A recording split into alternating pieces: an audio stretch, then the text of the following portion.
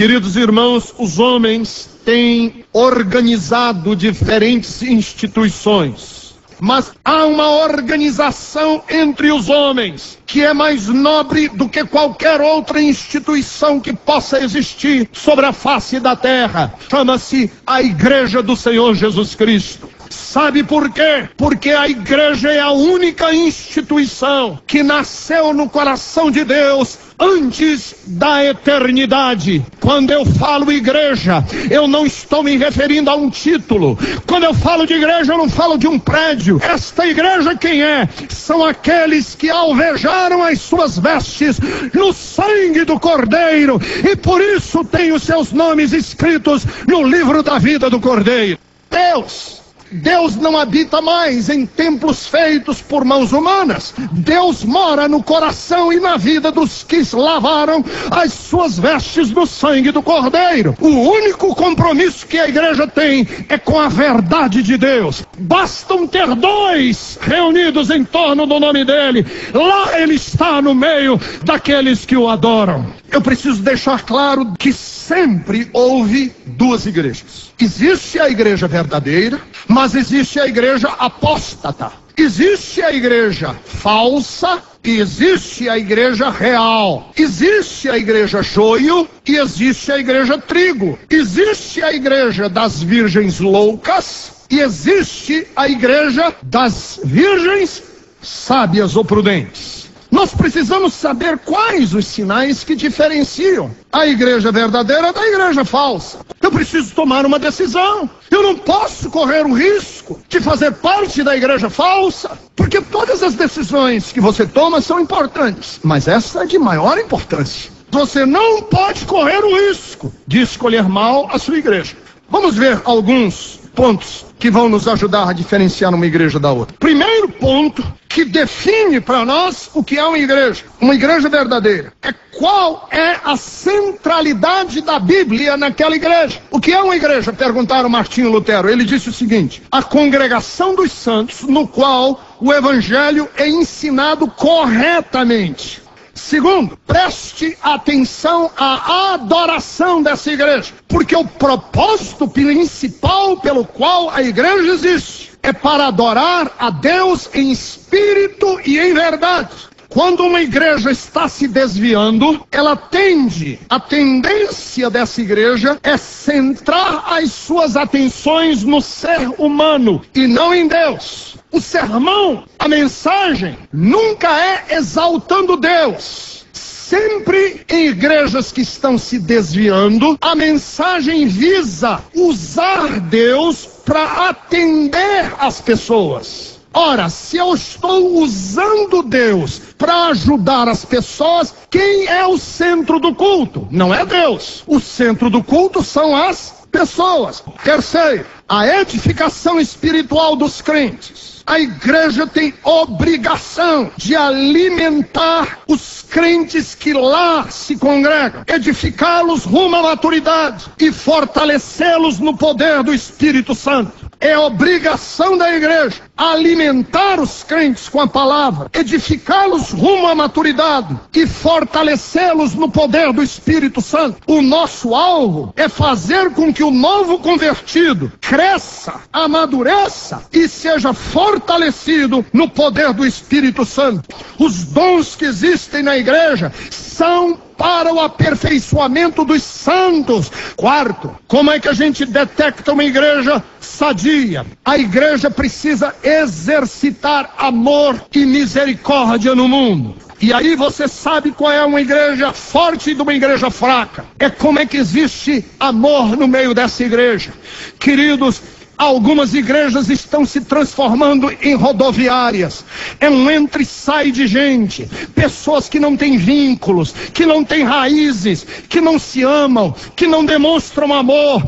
Este não é o cristianismo bíblico. O cristianismo bíblico é de pessoas enraizadas, que amam-se, que crescem juntos e que juntos mostram ao mundo o que é uma comunidade de amor, uma comunidade perfeita em Deus. Quinto lugar, Como é que a gente sabe uma igreja da outra? Como é que essa igreja evangeliza? Qual é o objetivo dessa igreja na evangelização? A igreja não pode ser erguida em cima de doutrinas humanas, mas tem que ser erguida na revelação bíblica.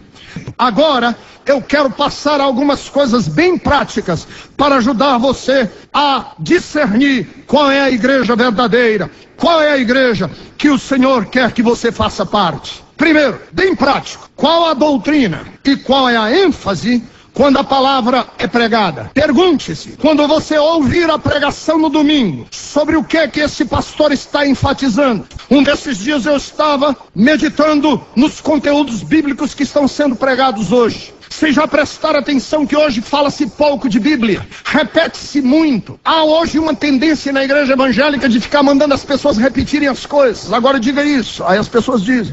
Agora diga aquilo, as pessoas, agora diga para o vizinho. Agora diga para o outro. Agora diga para aquele. E o tempo vai sendo tomado.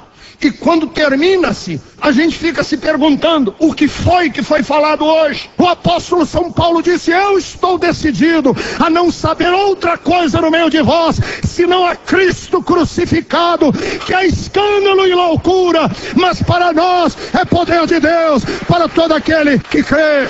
Segundo, como é que essa igreja celebra as duas ordenanças que Jesus deixou? A Santa Ceia e o batismo. Como que essa igreja encara esses dois elementos? Em algumas igrejas, meus irmãos, há uma leviandade. Em algumas igrejas, o batismo e a Santa Ceia estão sendo tomados levianamente. E nós precisamos entender que é na Santa Ceia e no batismo os momentos mais sagrados da vida cristã. Terceiro, como é o legalismo? Sabe o que é legalismo? Legalismo é a cobrança na marra. Esta igreja vive na lei ou no espírito. A cobrança que é feita dos crentes é feita na marra, ou a igreja está crescendo em maturidade espiritual? Há algumas igrejas em que o legalismo é tão forte, em que as ordenanças humanas são tão fortes, que muitas pessoas estão se desviando.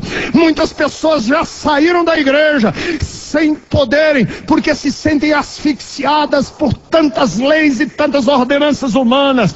Não se coloque sobre a igreja do Senhor Jesus nenhum jugo, porque o jugo dele é leve e é suave, e o que o Senhor quer não é sacrifício. O que Deus quer é gente madura, que o ama não pela força da lei, mas que o ama porque entendeu o que significa servir a esse Deus verdadeiro. Como é que está o louvor desta igreja? O louvor virou show ou o louvor é adoração? Respondam. Presta atenção na expressão facial dos cantores, dos músicos. Veja como é que aquela igreja está encarando o momento da adoração, porque nós não podemos permitir que os nossos louvores e as nossas adorações virem shows, porque nós não estamos no negócio de show, nós somos adoradores, e Deus está buscando uma igreja que o adore. Oração. Qual é a ênfase que essa igreja dá à oração? Irmãos, eu fico prestando atenção nos dias de hoje. Ora-se pouco. As pessoas hoje não sabem mais orar. O que eles estão aprendendo é dar ordens em Deus. Existe uma tendência aí em algumas pessoas que estão ensinando a você reivindicar seus direitos com Deus. Decrete que Deus tem obrigação de fazer. Com qual ânimo as pessoas comparecem a uma corrente para receber bênçãos? E qual a alegria que as pessoas sentem quando vão orar intercedendo pelas nações? Qual é a ênfase da oração? Sexto, qual o testemunho dos obreiros? Qual o testemunho dos líderes dessa igreja? Qual a reputação que essa igreja tem na sociedade? Qual? Qual é a reputação que essa igreja tem?